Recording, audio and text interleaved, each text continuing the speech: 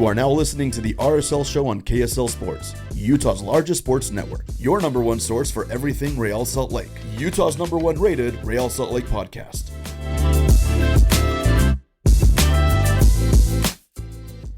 All right, welcome in. It's a special edition of the RSL Show here on the KSL Sports Network. I'm Alex Napoles, and sitting across from me today in studio, all the way from Los Angeles, California, Edgar joining us from News Across the Galaxy. And Edgar, welcome to the show.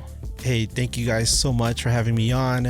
It's been one hell of a trip to Salt Lake City, but I am so happy to be here in studio with you, Alex, and to talk about some MLS soccer. I mean, football, soccer. Football, there you go. It's crazy because you're here on vacation, and the Galaxy just so happened to be in town at the same time. And Yes. So that's why it gives us this opportunity to come in here and chat and preview Saturday's matchup between Real Salt Lake and the LA Galaxy. Actually, yeah, my original plan was that we would also preview the Galaxy game against RSL from the News Across the Galaxy point of view, but I'm here with my wife, and we're visiting a family friend, and I'm kind of tagging along with their plans, and their plans didn't line up with my plans, and I was really, really hoping to do something something fun because the LA Kings are also in town, and they're playing Utah Hockey Club tomorrow. So there have been times in the past when I've done midweek shows, and they just so line up with sporting events from other sports teams in our respective cities, and I'll do something like one time the LA Galaxy was in St. Louis, and it just so happened that the Kings were playing against the St. Louis Blues, and I had our good friend Matt Baker on, and I had News Across the Kingdom, and I had him wear his Blues jersey, and I was wearing my Kings jersey, and for like the first 5 minutes, all we did was talk hockey, like it was just a hockey show, and it was fun because we were doing it great, and then at the end we're like, all right, let's switch to MLS, and we got into MLS, and I've done News Across the Diamond with the other Matt Pollard, who's out in Colorado because the Rockies were playing in Colorado and the Galaxy was playing the Rapids. So I was hoping to do something like that. I'm really sorry, Alex. I was really hoping to get something like that. But we are gonna catch that game tomorrow, right? Yes, absolutely, man. We're gonna go see the Utah Hockey Club take on the LA Kings, and we're gonna have fun because the Hockey Club's gonna win. Hey, watch it now. Your team doesn't even have a name, man. I know. Edgar, so me and you have worked together before in the past. I've been on your show multiple times to help preview Real Salt Lake. Now, welcome to the RSL Show. This is the first time you've appeared on this show. So tell the listeners a little bit about yourself, man. Oh, yeah. I am a career journalist. At the time, I am a technical writer, actually, for a PR firm, which sounds very exciting, right? In the past, though, I do have a career, like I said, a career as a journalist. I got my degree in English language and literature. I'm officially a Tolkien scholar. Oh, wow. Which is a whole different thing. I'll get into that if you want later on. But after college, I ended up as a writer for Dub Magazine, DUB, Automotive Lifestyles Magazine, and I did that for a span of 4 years. During that time, I was the main writer, editor, proofreader. I was in charge of a team of writers. I would set up interviews with famous people. I would gather information from garages where they would get their cars fixed up. And whenever I got the opportunity, I would interview people, either over the phone or in person. I've interviewed lots of people, so many I can't even remember, which sounds kind of terrible to say it like that, but I've interviewed Magic Johnson, Pamela Anderson, John Cena twice, Batista, the pro wrestler as well. I've interviewed Snoop Dogg, the drummer from Blink 182? Blink 182. Travis Barker. I interviewed him at his house. I interviewed Tony Hawk at his house. Oh, wow. Okay. I've interviewed a lot of NFL players. So I did all that until the economy crashed and it hit the two industries that were affecting us the most, which was automotive industry and the print industry, and my job was gone. So and then went to freelancing, and then from there, I ended up becoming a technical writer. But in between, I did join Yanks Abroad. I have a friend, he's a founder of Yanks Abroad, and he brought me on because when I was still in college, I started covering LA Galaxy for our college newspaper.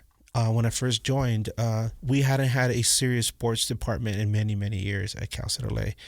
And so I tried to see what I could do with it. And I used that position to get a press pass with LA Galaxy in 1997. So it's 1 year after they started. And I had that for about 4 years. And it was awesome. I got to cover the league when it was still in its infancy. I got to meet a lot of amazing personalities during that time. I built some friendships with some of the early players. And to see where the league has gone since those early days is something I never could have dreamed of, because at the time there was so much uncertainty as to how long they can keep it up. Are they going to make the same mistakes as the NASL? Are people going to keep coming? And then when in 2002 there was a strike, and the players were demanding more because of the collective bargaining agreement. And so there's so many things, so many obstacles. But you look at the league now, and wow, it's not just grown, it's thriving. And here I am in Salt Lake City, and where I'm staying, it's really close to America First Field. And so I've driven past it like 6 or 7 times since I've been here, and I'm like, oh, there's the field, there's the stadium. That is so cool, right? That we have this nice MLS stadium in Salt Lake City. So it's just, I feel blessed to have seen the league where it came from to where it is now. And like I said, yeah, I've been blessed to have this career, right? To see all this happen from a young age. And now, as a technical writer, although I'm not involved as a sports journalist, I did join News Across the Galaxy right before the pandemic started, which is perfect timing. And I had told them what I had done before, and they were like, yeah, jump on board. And although at first it took me a while to find my voice, eventually I did grow into it. And now I have my own show on Wednesdays, which is the midweek show. Like I said, you've been a guest on there before.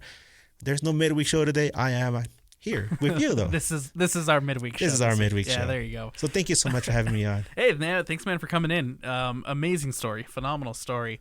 But you've been around the Galaxy since day one, basically, since the beginning. So, I mean, you're kind of accustomed to MLS Cups. And obviously this last season, LA Galaxy winning MLS Cup again. I believe that's, 6? That's 6, That's 6. The record in Major League Soccer. Did this one feel any different from the last 5? Absolutely. People always ask me, and I don't know if it's the same way with people who are like Yankees fans or Laker fans, because I'm not a Laker fan. I cheer for the Clippers, but people always ask me, like, does it feel the same, right? And I can tell you that every single one of those cup wins felt different, because each one of them, there was a story behind it. And so each one of them has a specific significance, but this one in particular felt a lot more profound. It was just something about it. And I think a lot of it has to do with the fact that nobody expected the team to win an MLS Cup when they did. Nobody expected them to have this kind of success, especially because the previous 10 years were such a mess.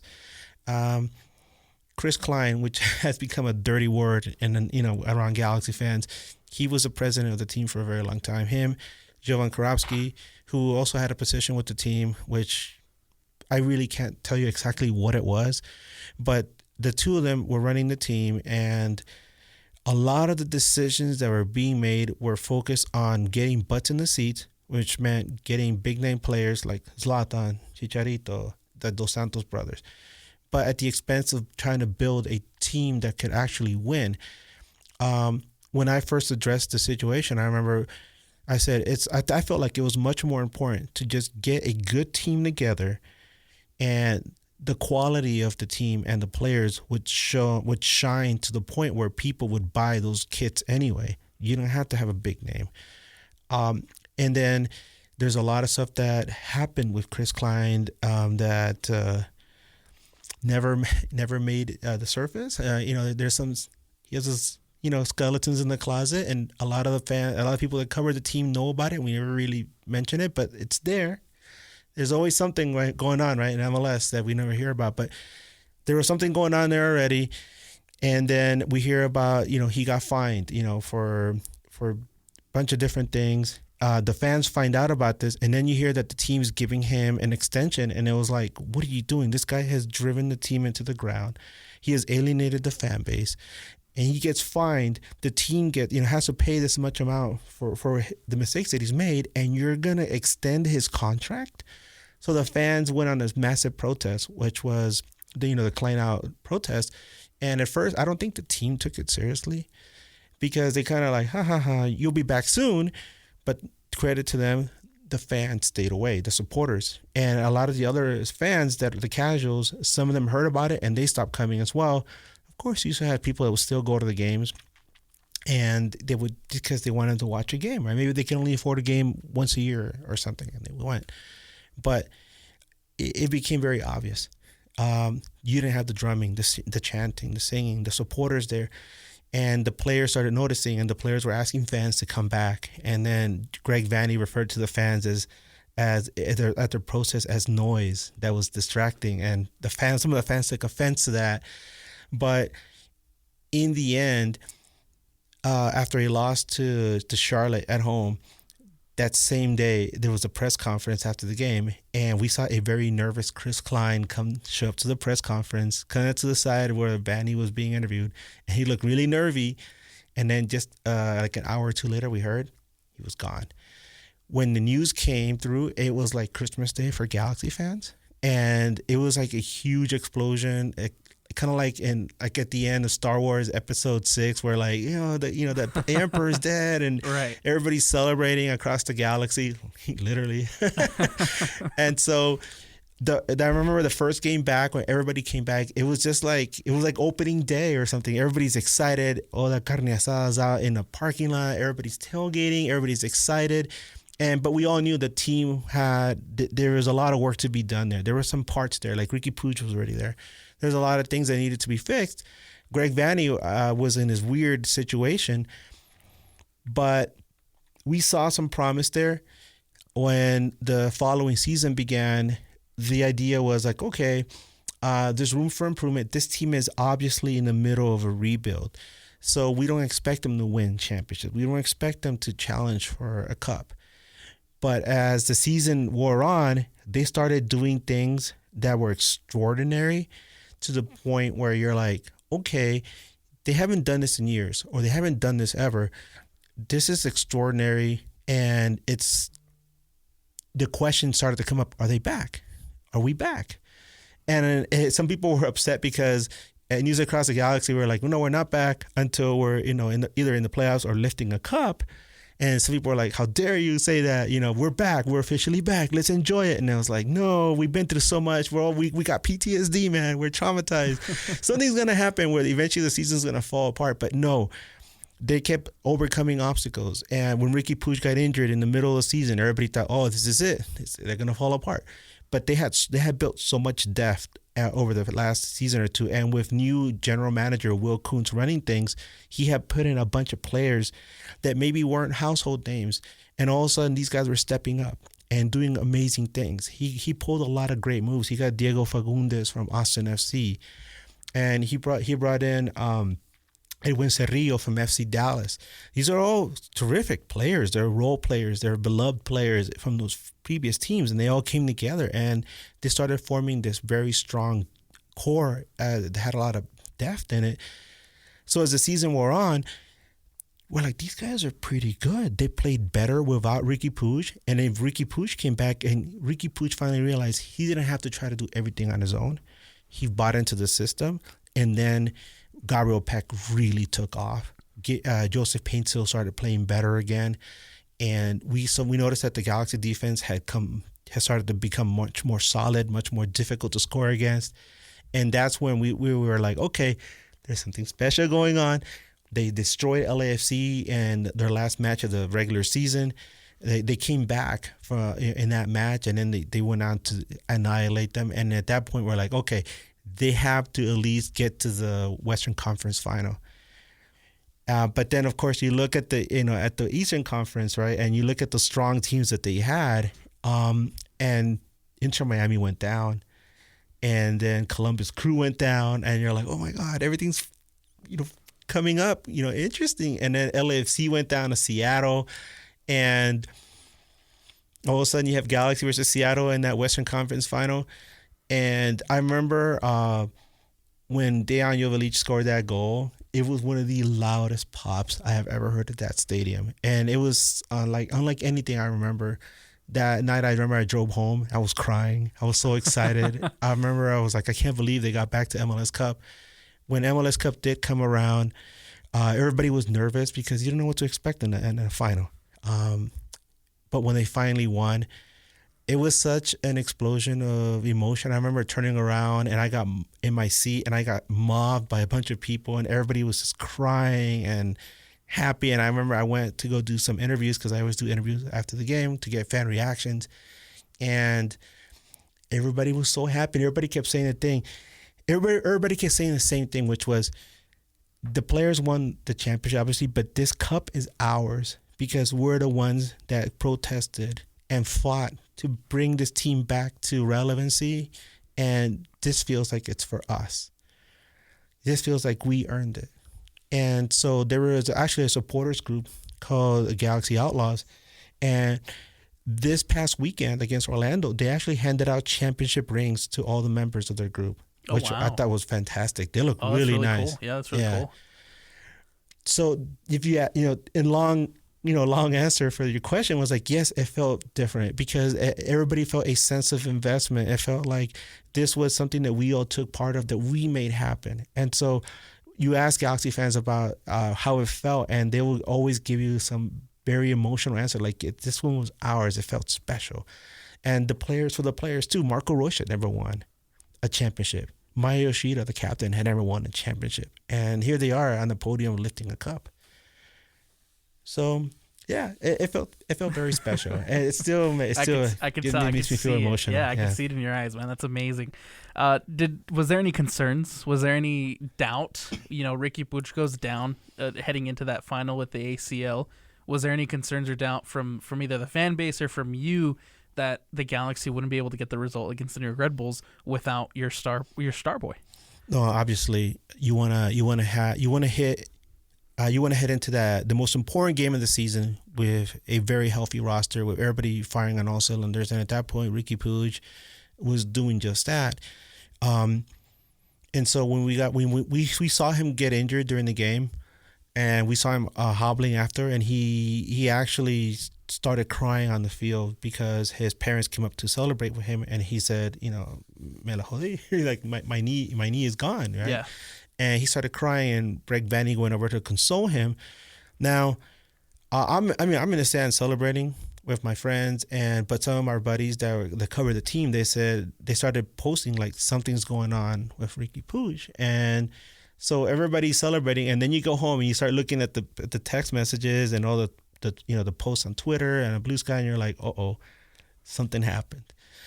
And the following morning, we get the news that his ACL was torn. He needed surgery, and he was going to be out for MLS Cup. And everybody is like, oh no, we can't get this far and lose our guy. This is horrible.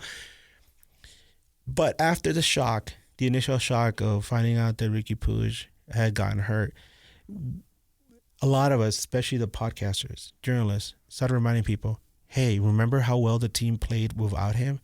That's when the team really came together, because they found out they could win without Ricky Puig, with players like Diego Fagundes and Gaston Brugman and Edwin Cerrillo. These guys all came together, and the team actually became more dynamic, because when Ricky Puig is out there, you know to target him. But now he's not there, and so who are you going to go after when all these guys are moving in a very fluid motion, and they can attack you from the wings or they can cut up the middle? And that's the Galaxy team we had last season when Ricky Puig was not available, and then he's gone, right, for MLS Cup. So that's what we fell on. And so there was a sense of confidence that, yeah, they could get it done. But you don't count the chickens until you're hatched, because Red Bull New York isn't there just because, they got a free pass. They earned their way there. They're a tough team. And you have to do your due diligence to finally lift that cup. And that's exactly what they did. And so in the end, it was very gratifying that despite, like I said, all these obstacles throughout the season, and the biggest one at the end, they still were able to lift that championship, which added a lot more to the emotional outpouring at the end. So then that leads me to my next question. Right, you have the newcomer of the year in Gabriel Peck. Paintsil last season was absolutely phenomenal. How important have those two guys been to the Galaxy? Well, they've been so important that Joseph Paintsil has missed the start of the season, and he just came back against Orlando City, and the team has been struggling. We already knew there was going to be some struggles without Ricky Puig. And then the funny thing about Joseph Paintsil getting injured, by the way, this guy had played for Club and Country nonstop for 21 months. And we were like, okay, the cup is going to come around. And after that, get this guy, wrap him up, and in bubble wrap, stuff him away somewhere so he doesn't get hurt. The guy gets hurt. Yeah, and you're like, wow. It's like those people that like work their entire lives, they retire, and then they get sick, right? You're like, yeah, terrible. So he got hurt, right? And so we're like, okay, we're down 2 of the 3 Ps. Gabriel Peck, let's see what you can do, buddy. And we're missing Paintsil because it's the two of them up the wing now. Galaxy was like, okay, let's bring in somebody to try to fill in that void, that massive void of Ricky Puig. And we got in Lucas Sanabria, a player from Club Nacional in Uruguay, young guy, highly touted. No Ricky Puig, right? But the guy, he has a good credential. He has a lot of promise. Bring him in. The kid's still learning. Second game of the season in Vancouver with referee Alan Chapman, who was also the referee when Ricky Puig got hurt. And Sanabria takes a beating against the Vancouver players to the point where he got knocked down, fractured collarbone. Oh, no. And he's out for, 3 to 6 weeks. Oof. And then first reaction, people were like, oh, God, it's Alan Chapman. He was the referee in the Seattle game where Ricky Puig got hurt, where he let the Seattle players just smash Ricky Puig to the point where they injured him. And now we saw it happen again with Lucas Sanabria. So people were upset about that. But then again, you're like, we brought in the guy to take over for Puig, and he got hurt. So what do we do? And so at one point, there were 7 players from that Galaxy roster that would hurt, on top of having lost 4 players from that championship roster: Jalen Neal, Dejan Jovalic, Gaston Brugman, and oh my God, I can't think of the 4th one. I'm so sorry. But it's been a long day. But yeah, we lost 4 of our players, and then you had to try to bring all these young guys, and you're hoping Paintsil gets better soon, and he hasn't. He just got back, so it's been a struggle without him.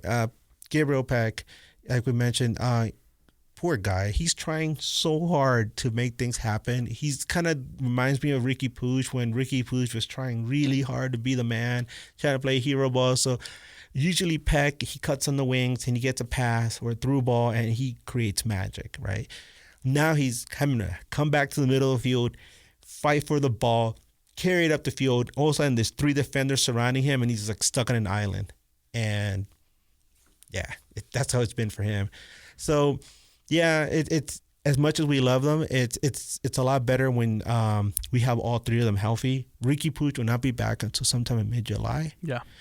So for now, we were just hoping Joseph Paintsil gets back up to speed and that the Galaxy midfield can figure out a way to include, get Gabriel Peck back in the fold like he used to be. So this team, clearly, to start the season, haven't had the best of starts. Had yet to win a game after winning MLS Cup. Yet to win a game in Major League Soccer play after winning MLS Cup.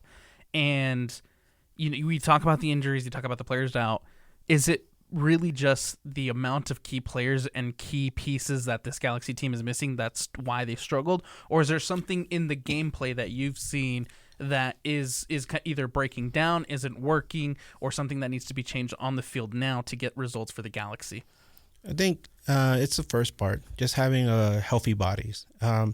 There, like I said, we lost 4 players at the end of the end of the series. I mean, at the end of the season, and you can't just replace some of those guys. Like Dejan Jovalic, that was his redemption season. He came in like really great in 2022 as a sub for Chicharito.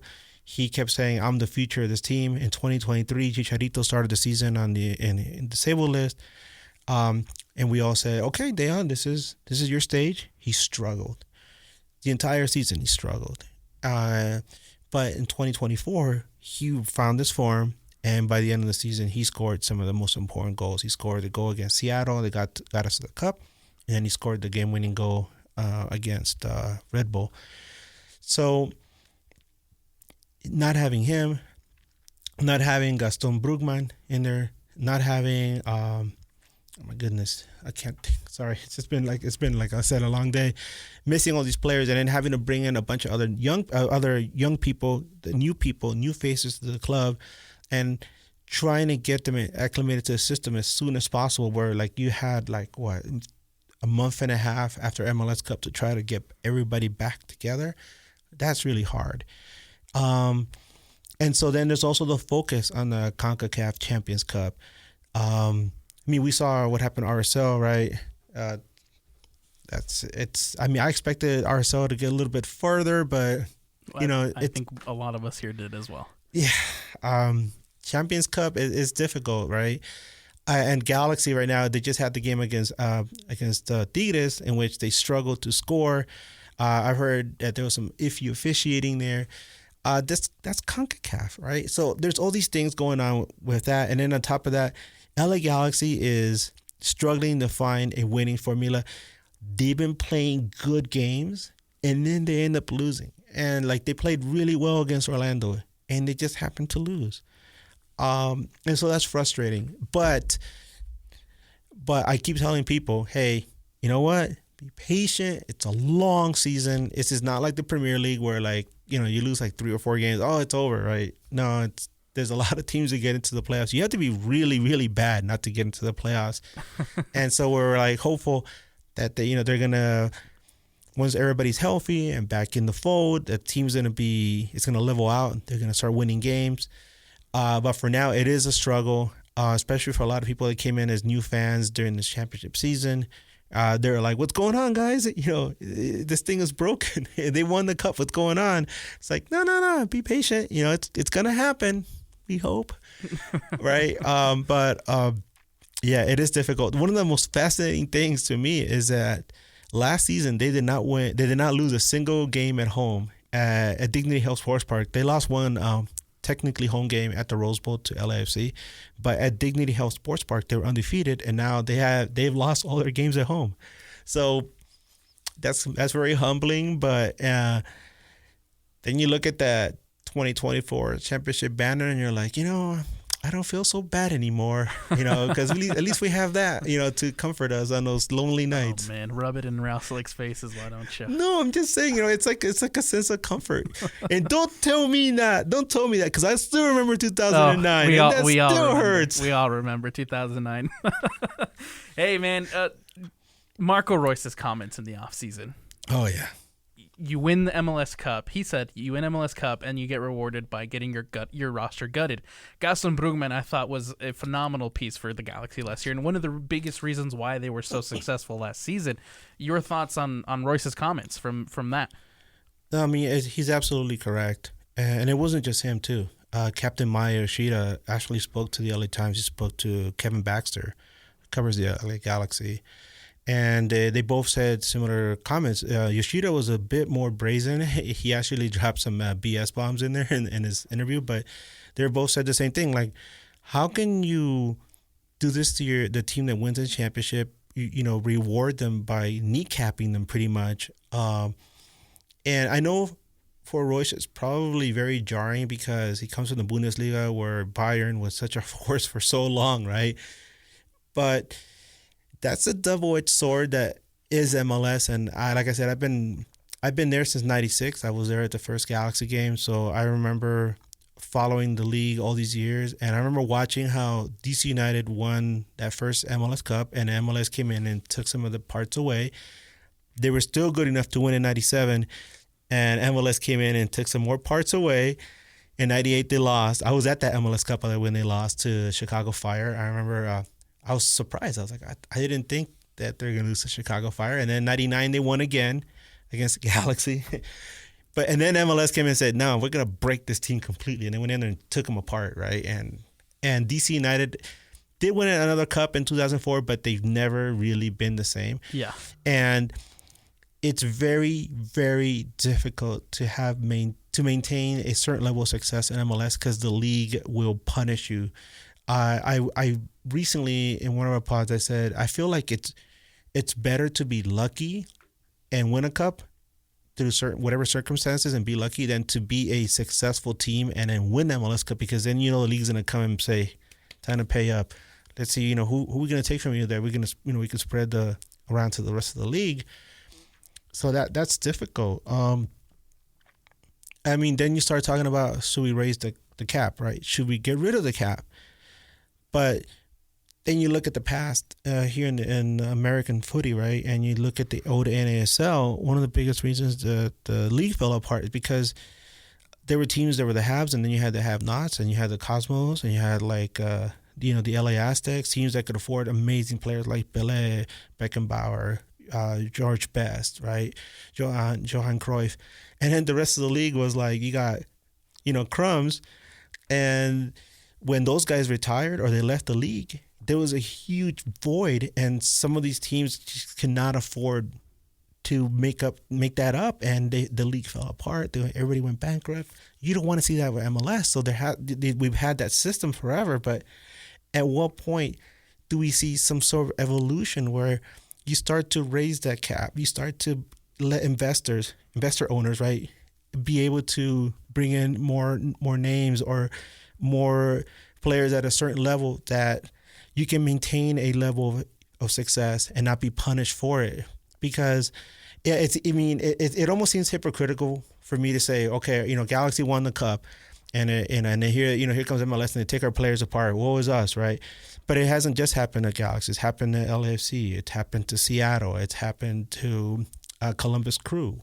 So, and this leads me to another thing, which I wanted to get your opinion on this, is MLS wants an MLS club to win the Champions Cup so bad, right? Then why do you kneecap your teams right when the tournament's about to begin? It's like, oh, you won the MLS Cup? Let me take away your best players or some of the important players. Okay, right. Good luck in the cup. Well, and I think there's a lot of things that are wrong with CONCACAF Champions Cup right now, specifically being Major League Soccer teams basically playing your first competitive game of the new season in CONCACAF Champions Cup. Right, this Real Salt Lake has also similarly been gutted for one reason or another. A lot of key players out the door this offseason, especially in the attack. Yeah. A lot of key players in the attack gone for Real Salt Lake, and now you have this new look Real Salt Lake who has to go and play their first game of the season at Herediano, and that's the first time this team's ever playing together, and so I think there's a lot of things that, one, Major League Soccer needs to fix, and two, CONCACAF Champions Cup needs to fix, because if MLS really wants to be competitive and be the top dog in that league, I think there's some things that need to change, like a salary cap change, right? You can't just have LAFC and Inter Miami balling up the Champions Cup, right? There needs to be a little bit more of a fair playing field for a team like Real Salt Lake. It's funny you mentioned Herediano because before the Galaxy played Herediano at home, right? I interviewed a guy who's a big Herediano supporter, and this guy obviously is well-to-do because he had to be on Instagram, and this guy travels everywhere where the team goes whenever they play international tournaments. So he was here, when they beat Real Salt Lake, and yeah. They treated that like they won the World Cup, and they celebrated like it too. Yeah. And I remember I was watching. He had posted some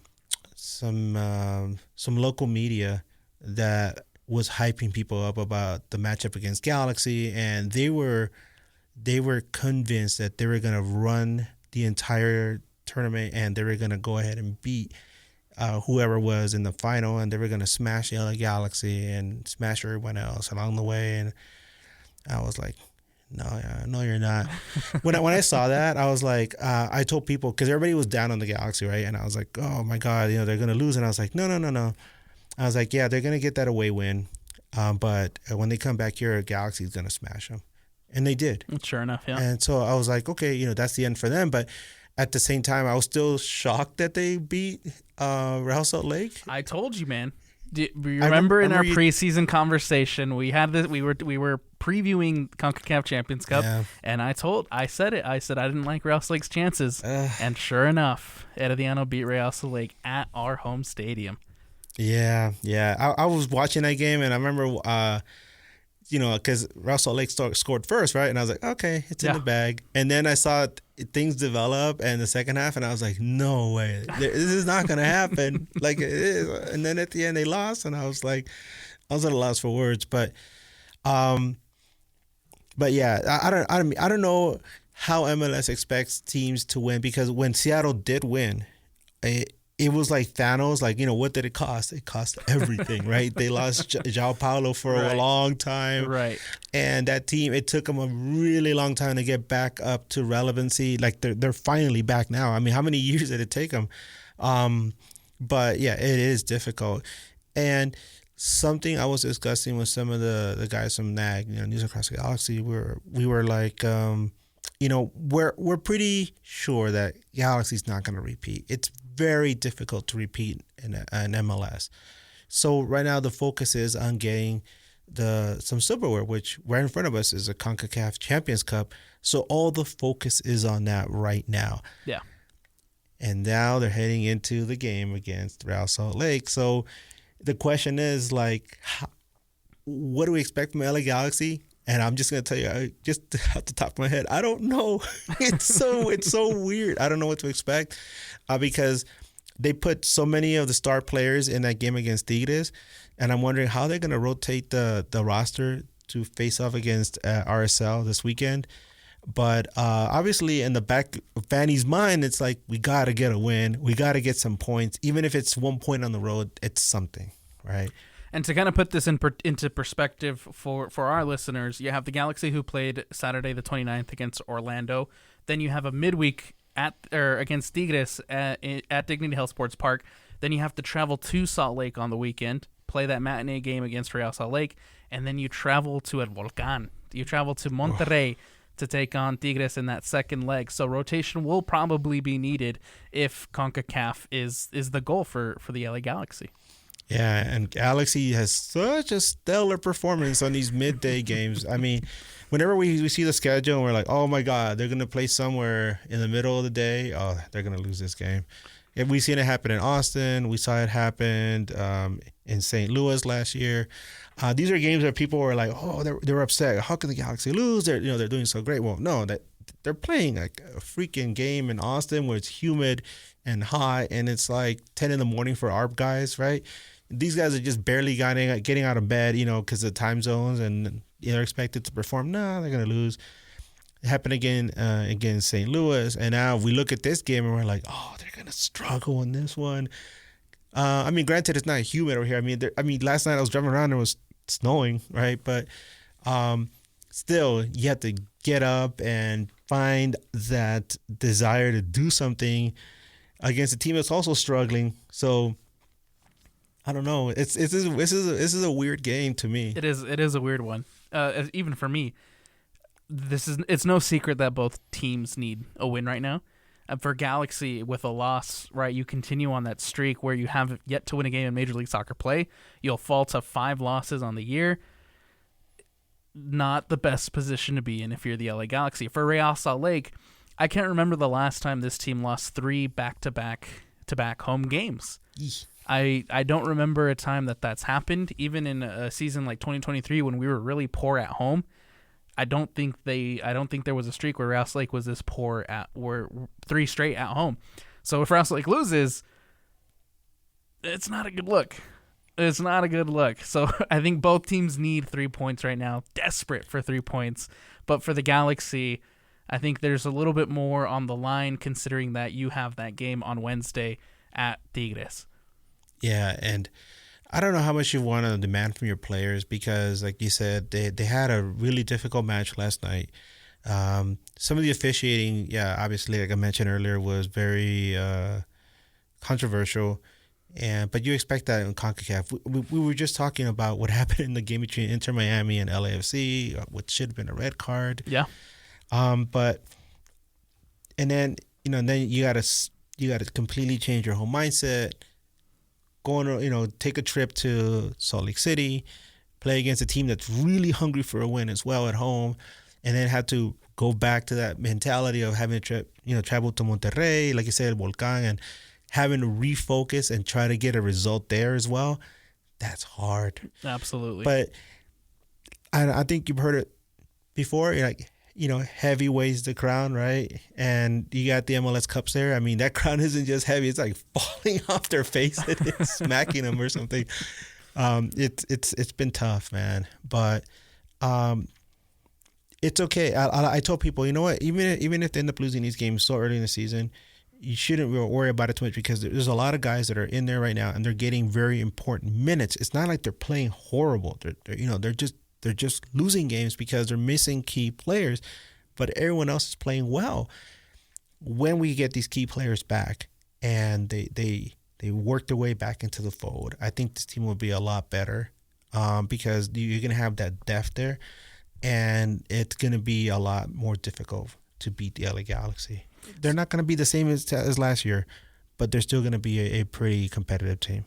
I think a lot of Rouse Lake fans are going to love to hear that, because it sounds like they're getting the Galaxy at the perfect time, at a good time. We're catching the Galaxy at a good time. I've been hearing that every week. I heard it from St. Louis. I heard it from Orlando. I've been hearing it all week. Like every time I have a midweek show, we're catching you guys at the right time. It's like, well, you didn't kick us while we're down, right? Exactly. You got to steal the 3 points when you can, man. Score predictions.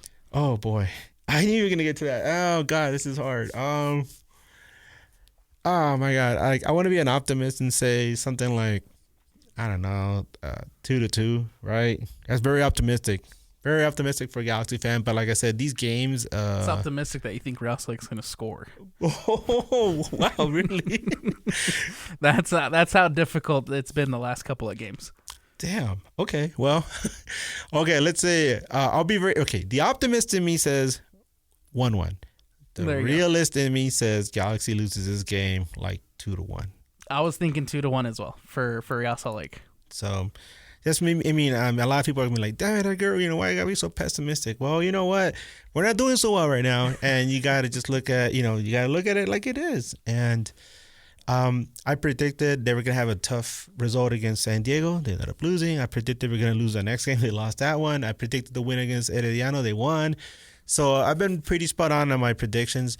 I did predict them to beat Orlando, because I felt like Orlando was a winnable match. Officiating had a lot to do with that final result, and a lot of times, you hope that your team is good enough to overcome bad officiating, but sometimes you just can't. And that's just the way it is. And I don't expect them to beat RSL, but if they can get some points this weekend, I'll be very happy. Well, we learned the referee lesson pretty harshly against FC Dallas 2 weeks ago, when I still don't think it was a red card. One of our strikers got red carded for a stud's challenge to the ankle, and we were down a man for he was sent off in the 23rd minute.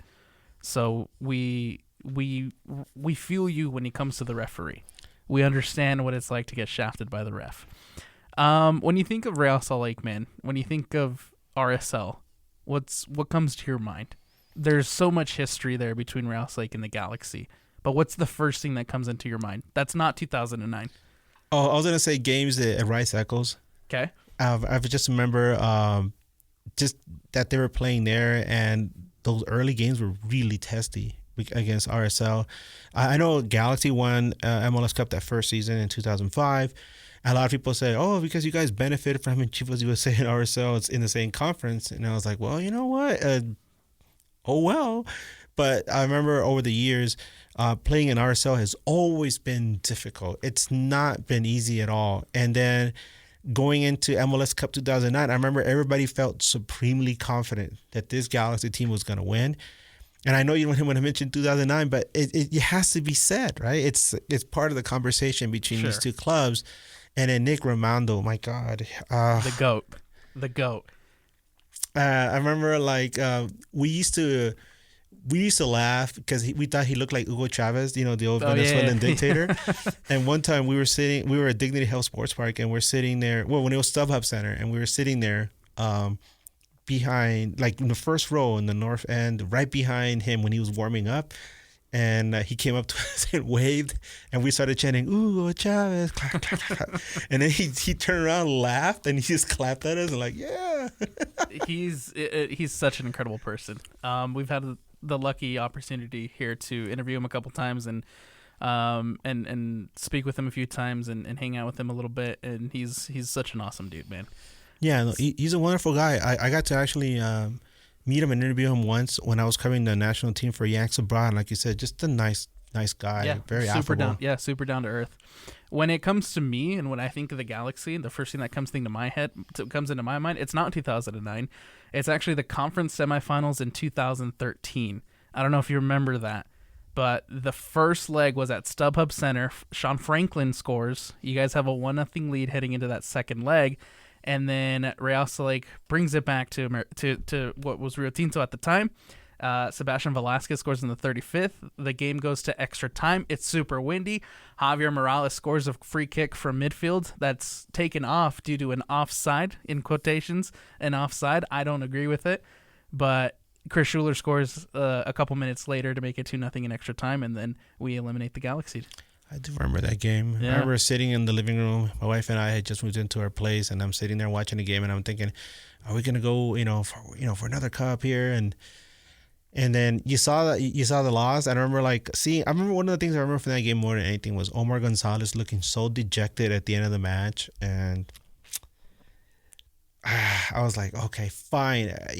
It's hard to win. Like I said, it's hard to win back-to-back cups. We really thought that El Galaxy would have an opportunity to win a third one, but then, boom, they lose to RSL, and you're like, damn it. Truthfully, I think if Real Salt Lake hadn't beaten the Galaxy that year, 3 in a row that in that span? They could have won 4 in a row. Yeah, exactly. That's crazy. I think Real Salt Lake was the only thing stopping the Galaxy from 4 in a row, man. Yeah, but thanks for reminding me. Hey, last question before I let you go, bro. Yes, sir.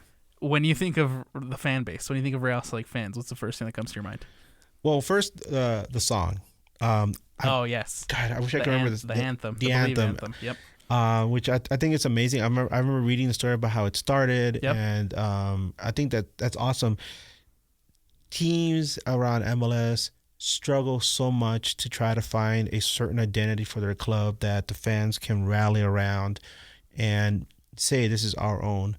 LA Galaxy has been around long enough where the fans, they already have a certain identity for their club. But then you look at some of the stuff other teams do, right? That where you're like, it's supposed to be organic, right? Like with the Timbers and Timber Jim and Timber Joy, right? With cutting, the log, and then the Timbers Army singing, You're My Sunshine.